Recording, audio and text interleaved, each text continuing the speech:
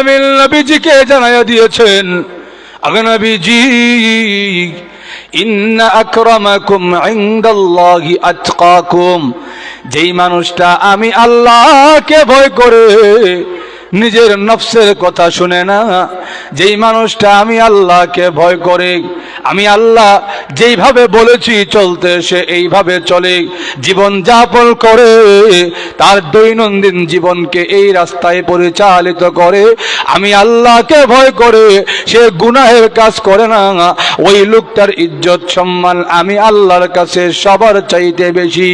হতে পারে লোকটা দেখতে কালো, হতে পারে এই লোকটার কোনো ধন সম্পদ নাই, হতে পারে এই লোকটার কোনো চেয়ার পদ পদবি নাই, এই লোকটা হইতে পারে গরিব রাজমিস্ত্রি, হতে পারে যুগালি, হতে পারে কোনো রিক্সা চালক, কোনো ভ্যান চালক, কিন্তু ওই লোকটার অন্তরে আমি আল্লাহর ভয় থাকার কারণে, ওই লোকটা যে আমি আল্লাহকে ভয় করে, ওই লোকটার অন্তরে আমি আল্লাহর তাকওয়া থাকার কারণে ওই লোকটার ইজ্জত সম্মান আমি মহান আল্লাহর কাছে সবার চাইতে বেশি।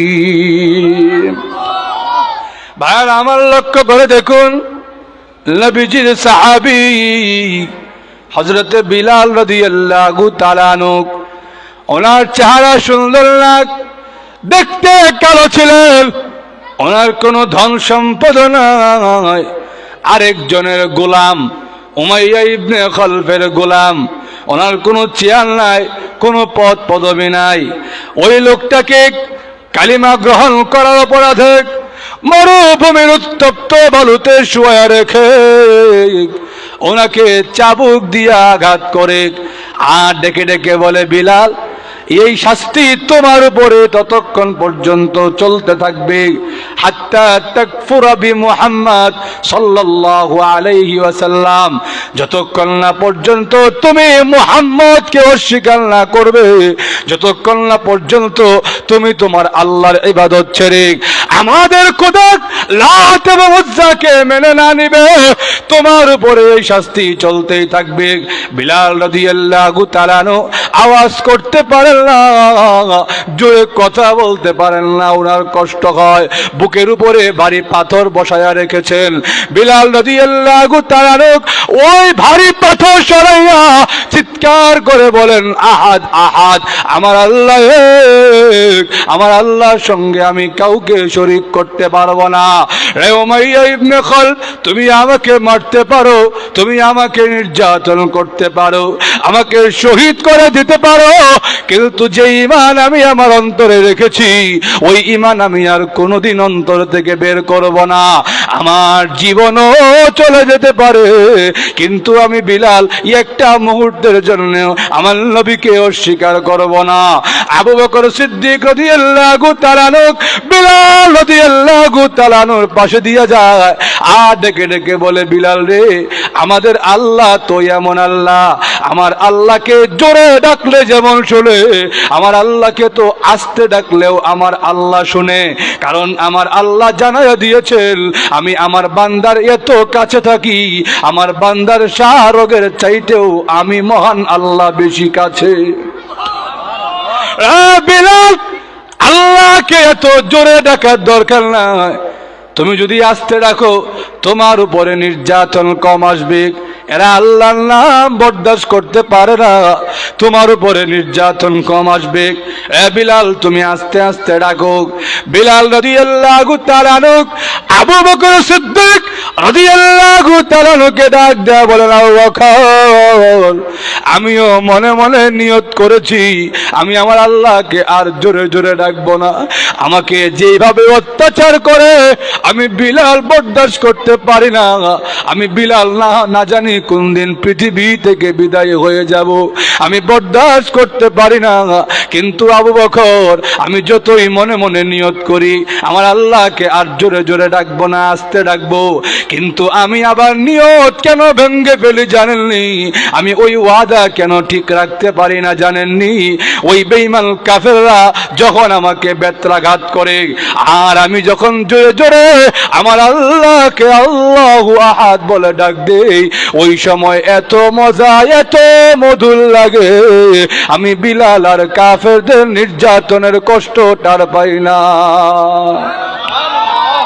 আল্লাহ নবী বিশ্ব নবী রাহমাতুল লিল আলামিন আনন্দে আত্মহারা হইয়া বিলাল রাদিয়াল্লাহু তাআলা কে ডাক দিয়া বলেন, বিলাল রে, তুমি যখন আমি নবীর দরবারে বসা ছিলা, মক্কার কাফেররা আমাকে এসে এসে বলে, ও মুহাম্মদ, এই গরিব ফকির মিসকিন বিলাল গোলামটা যতক্ষণ পর্যন্ত তোমার দরবারে থাকবে, আমরা ধনী মানুষ তোমার দরবারে আসতে পারবো না, কারণ গোলাম তোমার দরবারে। আমাদের মতন ধনীকে যদি তোমার দলে নিতে হয় তাহলে বিলালকে দূরে সরাইয়া দাও। বিলাল দূরীভূত হয়ে গেলে আমাদের মতন ধনীদেরকে তোমার দলে পাবে। চিন্তা করে দেখো প্রস্তাবটা কেমন দিলাম। আল্লাহ রাব্বুল আলামিন কোরআনের আয়াত নাজিল করে দিয়া বলেন, গো নবীজি, বিলাল গরিব হইতে পারে গো, বিলাল দেখতে কালো হইতে পারে, বিলালের কোনো ধন সম্পদ না থাকতে পারে গো, কিন্তু বিলালের অন্তরে ঈমান রয়েছে, আমি আল্লাহর তাকওয়া, আমি আল্লাহর মহব্বত রয়েছে। বিলালের ইজ্জত সম্মান আমি আল্লাহর কাছে ওই বেঈমান কাফের ধনীদের চাইতেও বেশি। ওই বেঈমান কাফেররা ধনী হতে পারে, ওই বেঈমান কাফেরদের ক্ষমতা থাকতে পারে, কিন্তু অন্তরে ঈমান নাই, অন্তরে আমি আল্লাহর ভয় নাই। আমি আল্লাহর কাছে বেঈমানদের কোনো দাম নাই, কারণ আমি আল্লাহ মানুষের চামড়ার কালার দেখি না, আমি আল্লাহ মানুষের ধন সম্পদ দেখি না, আমি আল্লাহ মানুষের অন্তরটা দেখি। ওই অন্তরে আমি আল্লাহর ভয় কত বেশি, ওই অন্তরে আমি আল্লাহর প্রতি ঈমানটা কত বেশি, আমি আল্লাহর কাছে ওই লোকটার ইজ্জত সম্মান সবার চাইতে বেশি। ওই বিলাল দেখতে কালো, কোনো অসহায় মানুষ, ধন সম্পদ নাই, আরেকজনের গোলাম, কিন্তু বিলালের অন্তরে ঈমান রয়েছে। এই জন্যে বিলালের ইজ্জত সম্মান আমি মহান আল্লাহর কাছে কোটি কোটি গুণ বেশি।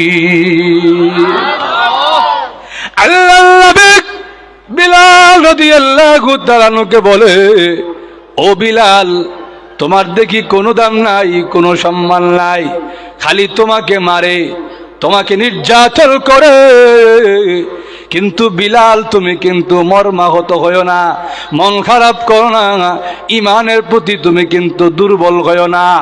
কেন জানো?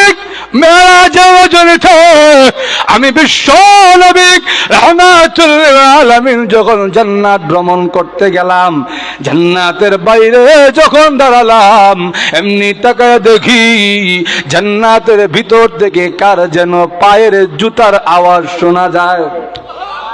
জিবরাইলকে ডাক দিয়ে বললাম, জিবরাইল, আপনারা বলেছিলেন আমি বিশ্ব নবীর আগে আল্লাহ কাউকে জান্নাতে দিবেন না, আপনারা বলেছিলেন আমাকে দিয়ে আল্লাহ জান্নাত উদ্বোধন করাবেন।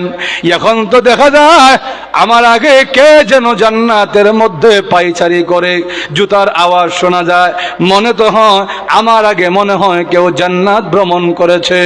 জিবরাইল আলাইহিস সালাম ডাক দিয়া বলেন, নবীজি, উদাহরণ দিব, লক্ষ্য করে দেখেন।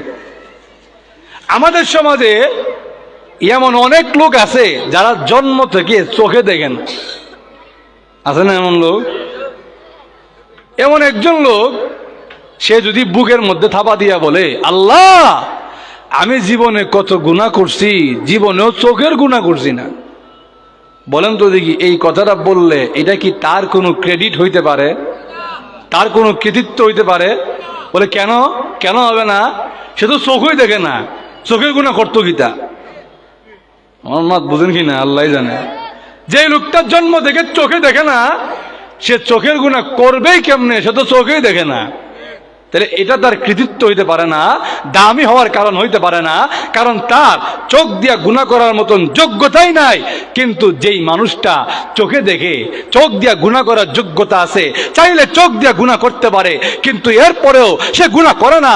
তার মনে হয়ে যায় আমার আল্লাহ না আমাকে বলছে বান্দা তোমার চোখ তুমি নিচের দিকে রাখো, এই কথা ইয়াদ হয়ে যাওয়ার পরে সে আর চোখ দিয়া গুনাহ করে না। চোখের গুনাহ করার যোগ্যতা আছে, হাতের গুনাহ করার যোগ্যতা আছে, পায়ের গুনাহ করার যোগ্যতা আছে, অন্তর দিয়ে গুনাহ করার যোগ্যতা আছে, এরপরও বান্দা আল্লাহকে ভয় করে গুনাহ করে না।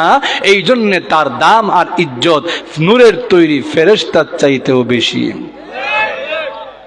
ফেরেশতা গুনাহ করার যোগ্যতা নাই, এজন্য ফেরেশতা যদি বলে আমরা তো গুনাহ করি না, আমাদের ইজ্জত সম্মান বেশি হওয়ার কথা, বলে না না তুমি তো গুনাহ করতে পারো না, গুনাহ করার যোগ্যতাই তোমার মাঝে নাই। কিন্তু মানুষ সে গুনাহ করার যোগ্যতা আছে, গুনাহ করার যোগ্যতা তার মধ্যে আছে, কিন্তু এরপরেও মানুষটা যে গুনাহ করে না, এই জন্য আমি আল্লাহর কাছে ওই মানুষটার ইজ্জত সবার চাইতে বেশি।